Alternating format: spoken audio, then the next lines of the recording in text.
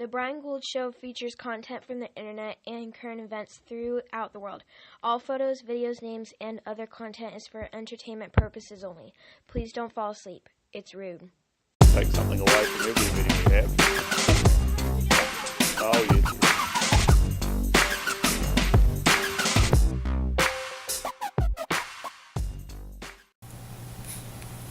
Holy rubber ding-dong, Batman. Welcome to a new episode of the Brian Gould Show. I'm your host, Brian Gould, along with... Joe, I do not want to get slapped in the face by a dildo cool. It wasn't a dildo, it was a rubber... Well, you would know. No, I don't know. What was it? It looked like a ding-dong. Ding-dong? Ding-dong. Ding-dong. Ding-dong. Ding-dong. So, the knife that the police officer held forever... The OJ knife. Yeah, whatever came of that. Okay, well, DNA testing came back... Drum roll, please. Negative, meaning they could not get anything off the knife because it was too rusted. Of course. There was hope. There was absolute 50 hope. years later, they're still trying to think. They still can't find Jimmy Hoffa. Well, I think it's ridiculous that this cop snagged it and Held on to it, and nothing's happening to him as far as I know. It will go up on eBay, and some nut out there will pay $25,000 for a knife. Hoping that it was the same Hoping knife. that it was the same. Because now that the fact that DNA testing comes back negative, that there wasn't anything on it, no hair, no blood fibers or anything, there's not even actual proof that that's the knife that was used. Now, I'll be right back. I'm going to get a knife to put up on eBay. I'll be right back. Yeah, an old rusted one from a pawn shop. Man, that's just... One, it's a shame. One, I think it's a shame. I think it's too bad that... Did the cop do it for his 15 minutes of fame? Maybe. I don't know. One, it's a shame that if that happens to be the knife, that nothing can be figured out or any questions answered because of the way it was handled. And two, something needs to happen to this cop for doing what he did. Even if he's doing a 15-minute of fame thing like you're saying and it's all BS, it's not the knife, he's just happened to say he dug it up and kept it. It's still withholding of evidence. Yes, that's what we said the last discussion. You're like, oh, no, he didn't steal it, he borrowed it or took it. No, he found it. He found it, man. He stole the damn thing. He found it. Now what do you do with it? Nothing. It's useless now. You could go eat steak with it now, right? What he can do is rattle off the top layer of dust, turn that sumbitch sideways, and stick it up its nose, man. I don't know. I just... It's horrible. If that was me, would you turn the knife in immediately? Yeah, if I'm finding a knife that a construction worker dug out of the ground in the yard of the guy that just murdered two people, allegedly. Not just murdered. That was 25 years ago. No, this is when it was found. Oh. Yeah. And the construction worker hands it to me and says, oh, I found this knife on the property. I'm turning it in. One, I'm making sure I'm getting pictures and getting my 15 minutes of fame then, saying, hey, I have the knife, and I'm turning it into authorities. And then two, letting itself work out. Here's an interesting twist. What if he knew OJ, and OJ said, here's the knife, take it, bury it? No, because the construction, it's on file. The construction worker that found it and turned it into this guy. The police officer that received the knife was working off duty. He was directing traffic because there was being a movie being shot down the road. So he was responsible for directing traffic.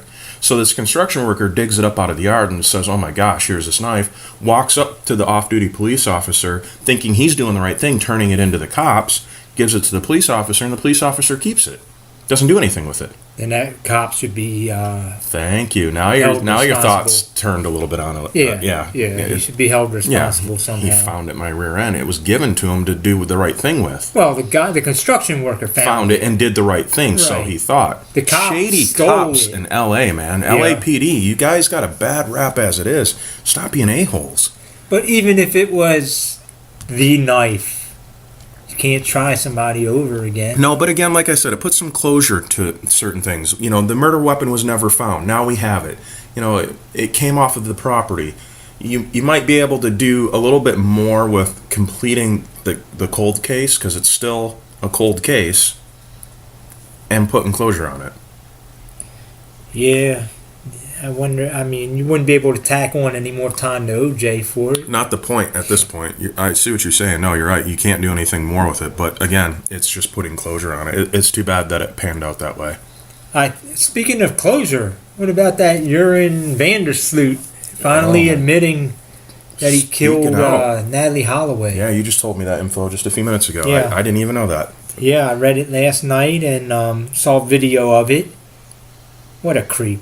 Yeah. What a creep. I mean, he killed one other girl, and now he's finally admitting that he killed Natalie Holloway. I wonder how that's going to break down now with him admitting it, like, because that was in Peru where that video was taken, correct? Yeah, he was in a Peruvian jail cell. So do they expedite him? What happens? Is he done? I think he's already in for life or on death row. Tack something on, or can the family of the daughter come forth and say, okay, now we got the green light here that he did it. We want to pursue this in their homeland. It's a shame. I feel bad for her parents because they don't have closure. They'll never have closure because they'll never find the body. Right. And this might tick a lot of our fans off, but I believe if you admit to killing somebody, why even keep you alive in death row? I think we had this discussion. Yeah, once. You go right to the front of the line. Just go right to the front of the line. Get rid of these people. Call it a day. Yep. All you're doing is wasting taxpayers' money. Yeah. You're a waste on life in general at that point. Are there some people on death row that are innocent?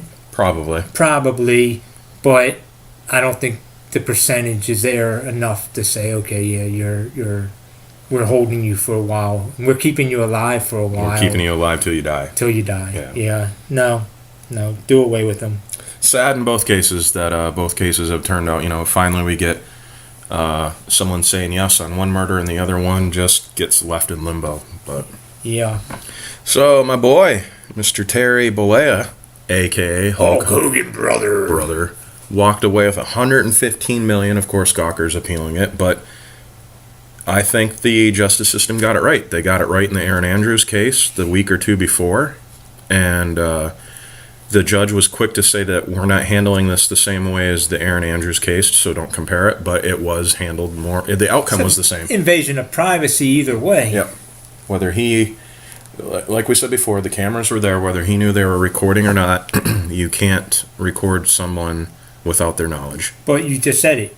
Whether he knew it or not, he may have known it. Yeah, and that's yet to be proven either. Right. He's not going to admit it. The fine line detail here, for those of you that don't know, the insider stuff, the reason why Hogan won that case specifically is Hulk Hogan, the character, was recorded and made a sex tape out of.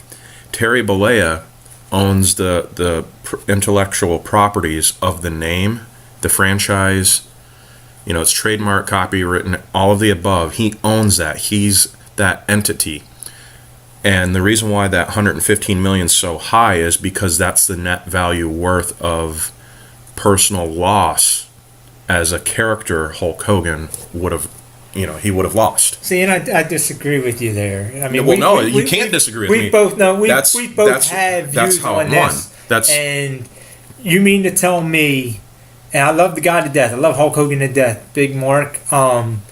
But are you telling me Hulk Hogan would have made $115 million? That damaged him that much, where he lost $115 million? Well, the judge awarded more because there is a actual calculation. They take from the day that movie, sex tape, broke till they take over a certain amount of time span and say, okay, you would have earned X amount over this time span, and drum roll, boom. I don't see 100. I see 115 million that you would have made over that time that you've lost because of this case. Now, let me ask you this. Go back through Hulk Hogan's last 10 years. How much do you think he made? Couldn't tell you. He lost more than he made. what I'm trying to say is they would have had to say, okay, you made. We'll go lowball figure, just ridiculous amount. 30,000 a year for the last 10 years. Okay, that's 300,000. I think between the businesses. Why? How can you sue for 500 million or whatever when you only lost? If you're only making. I see what you're saying, but that's not the point on the gain and loss in that aspect. The gain is Hulk Hogan, the name, the franchise, the entity. It's on T-shirts. It's on mugs. It's on any and everything under the sun. It's also on a web hosting website. It's on a beach shop. It was on a beach shop / restaurant. It's like a slander. Exactly. Yeah. I understand it now. You take on paper what they could prove and provide numbers wise, because the judge can't just pluck a number out of the air. He's got to have hardcore evidence to come up with that number. And you say, here you go. You take all these papers, slap it down in front of the judge and say, this is, in your angle, this is what he's made over the last 10 years. He makes about $15 million a year with the name Hulk Hogan. So over the next 10 years that he probably will live and then eventually die, well, he's averaging $15 million a year. Hold on, you're shaking your head. No, tough snot. Will always live forever. Okay, yeah, tough snot. But this is what you're worth over the next 10 years, and it's 115. So that's what you would have lost and probably will lose because he lost his job. Kids aren't allowed to follow him and buy the T-shirts, and you're like, oh, well, that's petty, but that is the truth. That's the end of the day. It doesn't matter whether it's petty, pathetic, or not. End of the day, he lost net 115, so that's what he sued for. Now let me flip the script on you, okay? Pamela Anderson, Tommy Lee. Before that tape came out, they had celebrity, but that tape took them to a whole new level. That was Tommy Lee's doing, though. Okay. So you're in one aspect you have a tape that damages you. In one aspect it has a tape that heightens your celebrity. Your celebrity status, yeah. Your celebrity status. I'm guessing, and this is just coming from my twisted mind, that Bubba put it out thinking, oh, it's Hulk Hogan, the biggest named wrestler in the world ever. It's gonna be big. It's gonna be huge. That's the other. No pun intended. The other spinoff too. There is some speculation that him and Hogan, and Hogan, Bubba, and Spice were all in on that. Spice Boy was the one that actually, for those of you that don't know, used to work for Bubba, the shock jock, and got his hands on it was actually a DVD, recorded a recordable DVD, and turned it into Gawker. So all three of them may have been in on it to get the payday that they got. That's a heck of a payday. However you split it, yeah. Yeah, get the video camera, Brian. Roll camera. Oh my. Joe Cool sex tape. Take one. Yeah, and we're gonna get sued for $115 million for putting that garbage out. Oh well. Oh man. Well, congrats to Hogan. Congrats to Erin Andrews too. I mean, hers was just as bad, if not worse. With in that case, for those of you that don't know, the hotel that she was staying at, she had a stalker ask specifically what room she was staying in, and can I have the neighboring room? And the clerk behind the counter said sure. So of course he gets all excited, drills a hole through the wall, and no, you know how he did it. He took the peephole. He didn't drill a hole. What I read was he drilled an actual hole, and he recorded her through the hole. He did it through the peephole of the door. Whatever. I don't think you can really see. Yes, I'm telling you. Whatever. Anyhow, it doesn't matter. She got paid. Stop contradicting me on my own damn show. Jeez. She got paid. She got paid. Yeah. Another one that I never even heard of the girl until this happened. So it helped her career. I understand it's an invasion of privacy, but in the end, it helped you. It's not the popularity and help that you really want. You want to earn where you get to. Yeah, she earned it. She took her clothes off. Yeah. So happy birthday to Twitter today. How old is Twitter? Twitter's 10. Officially came out today, March 21st, 2006. I remember when they first broke. A buddy of mine, Eric, sent me an invite to join. I jumped on there. I think I was on there for literally the day that I got the invite and thought it was weird because that was back when MySpace was kicking strong. And I didn't really understand it. Like, it obviously isn't what it is now, but then it was more kind of like a mini blogging thing that you would just get on there and talk about whatever at that given moment and then just move on. It's not what it is now, but it's kind of crazy to see these social media companies, Twitter, Facebook, Instagram, and even the all but forgotten MySpace, just evolve communication with the way things are going in this world. Did you know the first social media and way of sending messages were on an Indian ranch? They used to send smoke signals. Smoke signals, yeah, you're right. That's the first text. Yeah, technically, yeah. That was the first text using a smoke cloud. I don't know. I'm on Twitter, but I never get on there. That's because people don't understand it. That's what that is. It's an understanding thing. I understand it, but people are on Facebook. It's easier. You can ramble on forever about a bunch of meaningless crap and drama, versus Twitter can be they limit you to it's short, characters. But you can be smash mouth, man. You can really tell someone where to stick it. And F-U-N, fun.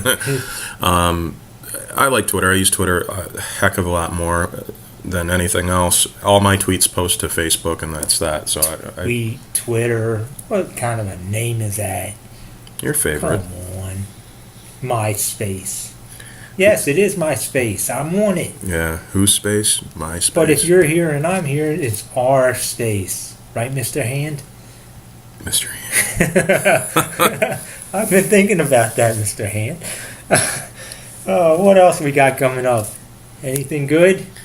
Well, we got Mania. WrestleMania coming up in 2 weeks, 10 days. A little over that. No, next Friday, isn't it? No, not this weekend. No, next weekend. The weekend after. The Sunday. No, weekend after. Is it? Yeah, we got one extra weekend there. So what do you think's going to happen? I'm going to try hard not to fall asleep. Wow.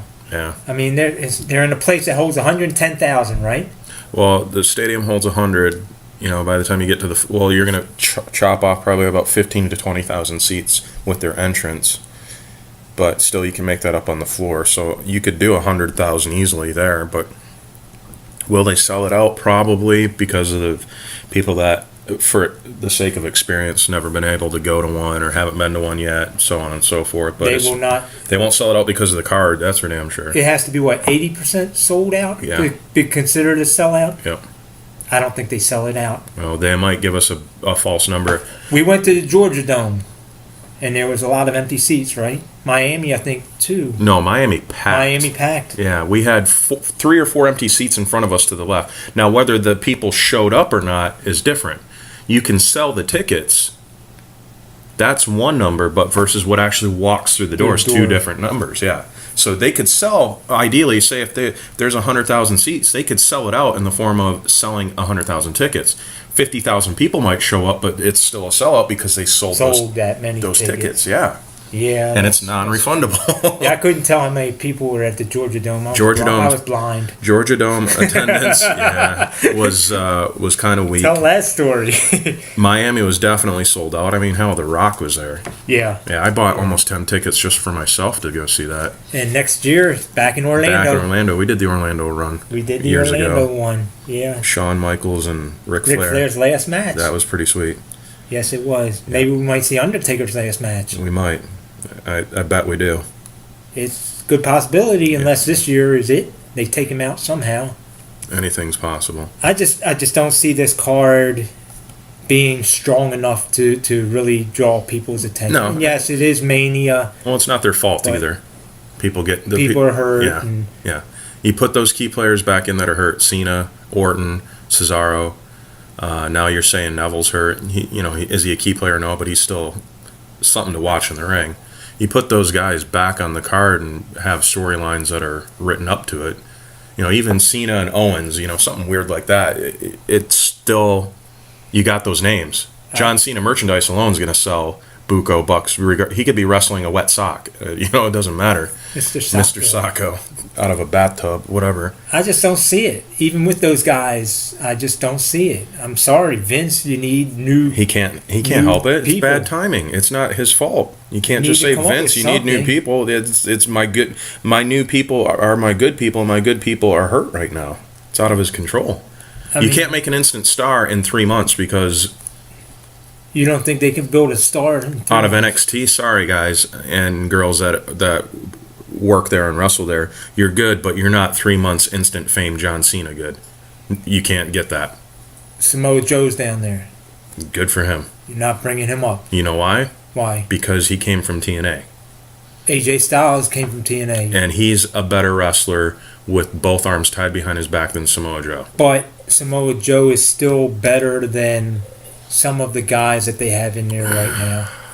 Yes, I would go as far as to say some of them, yes. You put Samoa Joe in the correct storyline and you book him right, he so you have one extra guy that you've added. That's one extra. Yeah, well, it's better than nothing. Well, I don't know. Because his card right now isn't shaping up to be very good.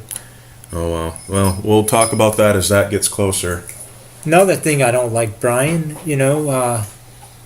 they keep turning people like Jericho. Jericho's baby heel. Make up your mind and just keep him there for a while. They can't do that. Yes, they got to adapt with times because people are hurt. You can't do it. You got to find that. Just like Big Show said on the Stone Cold podcast a couple weeks ago. You know how many times shows turned in his career? Too many. Take a guess. Take 20. a real. And you know what? Stone Cold asked him, "How many times do you think you've turned?" And he said, "I don't know, somewhere around 30." Yeah. Yeah. No. You know what the real number is? What? Over 120 times. Is that right? Yes. Wow.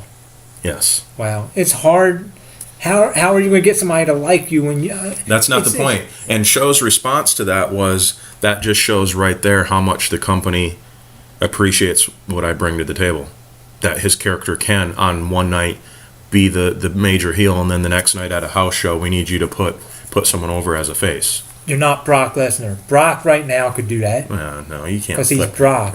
But that's another thing. I'm tired of Brock going out there one night working a baby face, and the next night he's working a heel. It's the way it's going to be. It's not going to change. I understand it. You need new people to work each other, but back in my day, it's not the. It was heel versus baby. It's not you had that definition. It's not now, the 1880s anymore. The people aren't going to know who to cheer for, who to boo. It's not your day. It's not the 1880s anymore. You got to have that clear definition. 1880s was a little over 200 years ago. So, at Florida Pro Wrestling, yes. Do we have anybody that just goes out there and they're not baby, they're not heel? I did in between when I wrestled. Well, you're you. Yeah. I went out there and kicked the face's butt, and I went out there and kicked the heel's butt. But you thought you're Stone Cold. No, I didn't think I was Stone Cold. Stone Cold. They'll figure it out. Yeah. I'm glad I'm not a writer yet. Yeah, keyword yet. So, tomorrow, for those of you that don't... Oh, I know. Detroit is coming to town to take on the Tampa Bay Lightning. Go Blue. We're going to the Red Wings game tomorrow. Go Bolts. Yeah, no, we're going to the Red Wings game tomorrow. I think we should do a live podcast from the Red Wings. A live one, huh? A live one. Nah, I'm going to be enjoying the game too much. Yeah, you wouldn't be able to hear from all the people. All the Red Wings Go fans. Bolts. See, you missed it last month when I went to that game. That game was it was closer than I expected attendance-wise as far as Wings fans and Bolts fans. But it was about a 60-40 split Wings. It was damn near a home game for us again in Tampa. And Tampa's come a long way, and I don't have anything bad to say about them. They're a good young team. They're a great new conference and division rival now. It's awesome to see the fact that we're in the same division, to see Detroit and Tampa now get to go head-to-head 4 times this season, because it's only going to make hockey better down Here, excuse me. When you have two good teams going at it head to head. I totally agree. Yep. I don't mind the rivalry at all. It's awesome. I think it's great. Yep. A few games ago, I forget who we were playing, I looked out in the crowd, nothing but green. And it kind of made me angry. Was it Dallas? But then I realized it was St. Patrick's Day. Oh, jeez. Oh, my gosh. You're always good for one of I those think somewhere. it was Dallas. And you were in Dallas, though, weren't you? No, I think we were home when we played Dallas. But it was nothing but green. And I'm thinking, how can that be? We made it to the Stanley Cup last year. You know, we have a good following. Shouldn't that be starting to turn around? You know what? I think the reason for that is, and I'm not saying Tampa Bay fans are fair weather fans. They're there at the best times. They're there at the mediocre times. They try their hardest to be there at the down times. And it's not bandwagon jumping. That's not how I'm addressing it. It's just when teams aren't hot in this area and you see more opposing jerseys, you have to look at longevity, and I guess you could even say the word heritage and fan base. If you were to go to San Jose's Sharks playing Tampa Bay Lightning, I bet we see 20 to 50 Tampa Bay jerseys in the crowd in San Jose. I agree. Okay. I agree. Now, you bring San Jose here, you might have a few hundred. And I'm just picking a random off-the-wall team, and the reason for that is certain teams don't have fans that travel well at all, period. Michigan, pick a sport, any of them, of the four major sports, and one of those teams comes to Tampa to play them, it's half and half, if not 60-40. Yeah. I mean, we have a lot of Michigan people. Detroit fans travel well. Detroit, New York and Boston. You know, those fans have had their teams for ages. And Tampa's on the brink of finally pushing through. As long as they keep the team that they have now, for the most part, that core, for the next handful of seasons, you're going to see more people that move down to this area become Lightning fans. Rays fans. But they have to keep winning. Right. The fans aren't going back a losing team. I've been here almost 16 years, and I've had some of my friends say, "Well, you live here now. Why can't you cheer for the team?" Your team effing stinks. Okay, 3 out of the 15 years that I've been here, you guys produced a championship. Okay, so the other 12, I'm supposed to get behind that when my team's winning it? Hell no. I can't do it. I'll pull for you when I need to pull for you, but I'm not gonna cheer for you. I do remember last year when we knocked you out of the playoffs that you got on the Lightning. I was right on the bandwagon. I bandwagon jumped. Yep. You guys deserved it. You earned it and got all the respect in the world from all the people up north in Michigan. And tomorrow night when we're winning, then I will to root for the Lightning. You know what? I'm with you on that. When you guys are winning in penalty minutes and we're winning the game, I will have my you want to make that bet again? You want to make a bet? Let's do that bet again. Right here on the air. The loser.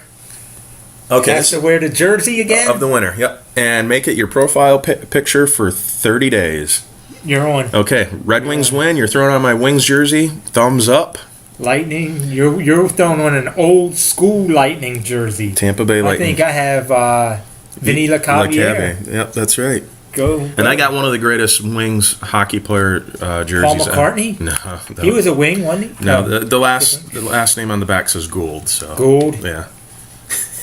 I never heard of that guy. No. But there you have it. We have the bet. The bet is on. And I haven't done one of these in a long time. I've only done one, and I'm going to do a number 2 for the contest. For the sake of the website, BrianGouldShow.com. Tomorrow's hockey game, the Wings and the Lightning. Whoever can guess the score of the game before the game starts, or at least come the closest, okay, total goals, or predict the final score, and comment first with the correct answer, I will give tickets away, 2 tickets to a local sporting event in your area for free. So if you're listening in Arizona and you guess the score and you want to go see the Diamondbacks play when they come back home, or the Coyotes play, or the Cardinals play, whatever state you live in, college or pro, I will give you 2 free tickets if you can guess the final score correctly or total goals scored correctly before the game starts. Is that fair? I think that's a good little... So you have to tell the score before the game. Yeah, so if you say... you don't even have to guess who wins correctly. Just give me the score, 5-2. Or you think there's going to be 4 goals. Well, I could tell you the score of the game before it even starts. 0-0, yeah. Well, the final score. Thank you for... the final score. Because some smart Alec like you would actually say 0-0 and then win the tickets. So. That's right. So there you go. Final score of the game or total goals scored in the game. And I will give you free tickets. Make sure you comment. You can comment here. Shoot me a message on Twitter, Facebook, whatever. But whoever gets it to me first with the correct answer will get 2 free tickets. Wow. Where do I'm going to put in a bid. Yeah, make up a fake account. How many of those you got now? 5. 5? You got rid of 2, huh? Yeah. They were getting shut down anyway. Well, I kept getting spam mail from that one. Illegal, never mind. Yeah, we won't go there. That Asian name, what was it? Tie My Shoe that he made up? Tie My Shoe. I kept getting Asian hate mail from that one. Yeah, not me. Yeah, not me. No, it was Ty. It was not me. Yeah, whatever. All right, guys, thank you for tuning in. Make sure you head over to the website, briangouldshow.com. Tomorrow's Tuesday. We're heading up to the game, but beforehand, I will drop my new top list. It is spring break, and I compiled 25 of the best spring break pictures that not only did I take a few, but were actually sent to me.